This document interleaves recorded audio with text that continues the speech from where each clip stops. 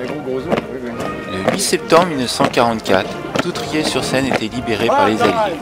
75 ans plus tard, une commémoration dans le cimetière et une reconstitution historique ont permis aux Triellois de perpétuer le souvenir de cet effort national pour la liberté et la démocratie.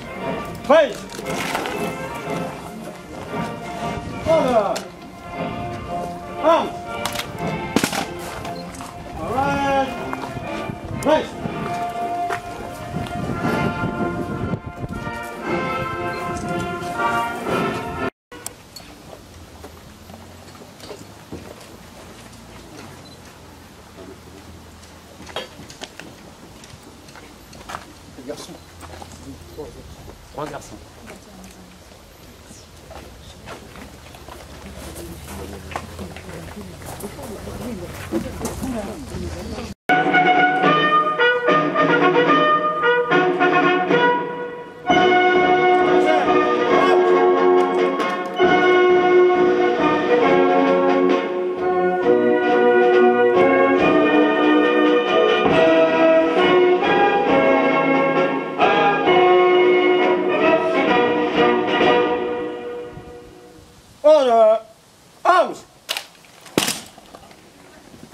Nous allons procéder maintenant au dépôt des gerbes.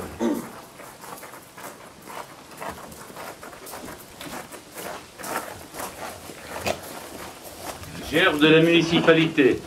Monsieur le maire, accompagné de ses élus.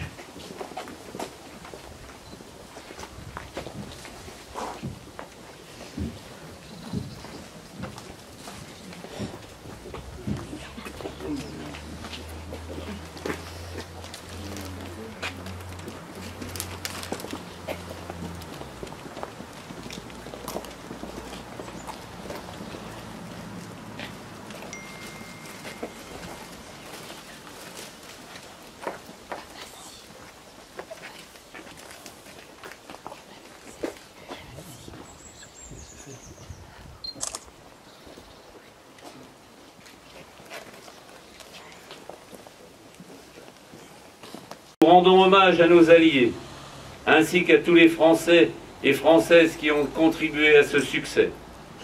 Ayons une pensée pour tous ceux et celles qui, les premiers, durant cette sombre période, ont travaillé malgré leurs différences politiques et de pensée au rassemblement des forces de résistance à travers la création du Front National pour l'indépendance. À ceux qui, dès 1940, malgré la défaite, ont noué les contacts, tissé les liens, organisé la résistance face à l'occupation. À ceux qui ont lutté de manifestations en grève, d'attentats en attaques armées. Les FTP, francs-tireurs partisans français de la première heure. Les FFI, Forces françaises de l'intérieur. Et les FFL, Forces françaises de libération, qui s'unirent sous la férule de Jean Moulin, délégué du général de Gaulle, pour chasser l'occupant. Nous rendons également hommage à ceux et celles dont les noms restent attachés à l'histoire de notre ville pour toujours. Certaines rues de Triel portent leur nom. Nous citons, entre autres, le lieutenant-colonel Georges Bourdi, organisateur de plusieurs maquis, torturé et fusillé au camp de Souges, près de Bordeaux, mort pour la France. Les frères Henri et François Léris, morts pour la France en combattant l'ennemi avec l'armée de libération. Le lieutenant Lecomte, officier de pompiers, blessé mortellement en service commandé. Le jeune Cabochard, mort en combattant.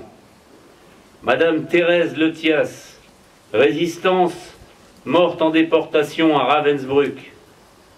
Certains résistants ont pu échapper à l'ennemi, comme Madame Pestel, appelée le Mille-Pattes, qui, malgré son apparence frêle, fut une des chevilles ouvrières de la résistance trielloise. Le coiffeur Henri Brialy, coiffeur résistant, déporté au camp de concentration de Ravensbrück. Roger Quillon, garçon coiffeur qui réussit à sauter du train qui l'emmenait en déportation. Le docteur Buchalter, médecin des maquis. Le colonel Drouot-Lhermine, responsable national de la résistance, et bien d'autres. Nous rendons hommage à ces hommes et à ces femmes qui ont choisi de ne pas plier, d'avoir le courage de lutter, malgré la peur de l'arrestation, de la torture, de la déportation, dont si peu reviendront. À ces postiers, cheminots, ouvriers, instituteurs, à tous ces anonymes de l'armée des ombres, à tous ceux et toutes celles qui ne sont pas résignés, à ces hommes et femmes qui ont risqué ou perdu leur vie pour assurer aux générations suivantes les jours heureux dont ils rêvaient. Ne nous cachons pas que certains avaient choisi le déshonneur en collaborant avec l'occupant et le gouvernement de Vichy, son chien fidèle. Certains d'entre eux ont eu le châtiment qu'ils méritaient. C'est une page de l'histoire peu glorieuse qu'il nous faut tourner, mais il ne faut jamais l'oublier pour ne pas avoir à la revivre. Gardons plutôt une reconnaissance éternelle à tous ces patriotes et à nos alliés qui ont œuvré pour que nous puissions vivre dans une France libre. Pour nous, les anciens combattants qui avons porté la flamme du souvenir durant toutes ces années, nous avons fait notre part du chemin de mémoire comme nos aînés l'avaient fait avant nous. Nous comptons sur vous, les jeunes, pour poursuivre dans cette voie lorsque nous aurons disparu. Vive la France! Nous sommes toujours à Tréguier-sur-Seine. Nous voyons M. Moulineau avec son drapeau, deux drapeaux, le drapeau français et le drapeau américain. Et il est là pour libérer quoi? Je ne sais pas. Voilà, ils sont prêts à partir les premiers tours et on va voir donc et c'est parti.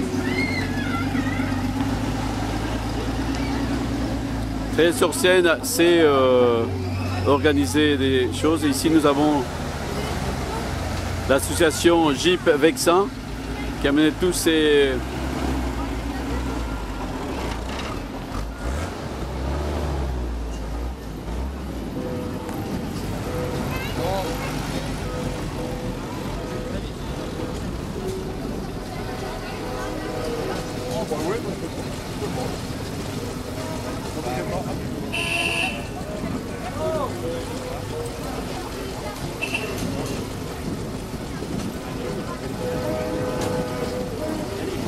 c'est parti.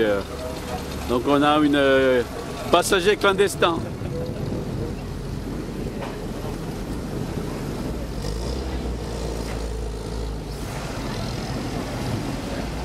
Donc vous voyez là, c'est parti.